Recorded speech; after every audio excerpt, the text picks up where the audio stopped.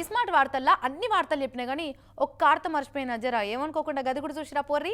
Drone టెక్నాలజీని grand గా వాడుకుంటున్నారు కదా ఏపీ పోలీస్ శాఖ వాళ్ళు. ప్యాకాట రాయులను, మందుబాబులను, ట్రాఫిక్ రూల్స్ బ్రేకర్స్ ను, గంజాయి పంటల గుట్టును గుర్తుపడుతుందికే కాదు ఏండ్లకేండ్లు దొరకకుండా తప్పించుక తిరుగుతున్న పాత నేరగాళ్ల జాడను జల్లడబట్టినట్టు దొరకబడుతున్నారు గిట్ల చూడు.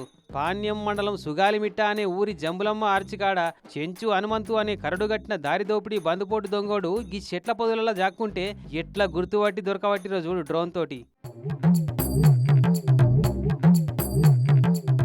చెట్ల పొదలలో జాక్కుండా సంగతి డ్రోన్ తోటి గుర్తుపట్టిరు పోలీసు వాళ్ళు. కానీ ఆ సంగతి వానికి తెలియక ఈ గుబురుగుబురున్న చెట్లలో జాక్కుంటే నన్ను ఎవ్వరు గుర్తుపట్టరు అనుకుండు. ఇక చూడు కట్టెలు పట్టుకొచ్చి పుట్టల జాక్కున్న పామును బయటికి రప్పించినట్టు పొదలను పునుక్కుంటా మొత్తానికి వాని బయటికి రప్పించి ఎంటబడి దొరకబట్టిరు. ఈ చెంచు హనుమంతన్ మీద దారి దోపిడీలు, దొంగతనాల సుంటి 21 కేసులు ఉన్నాయట.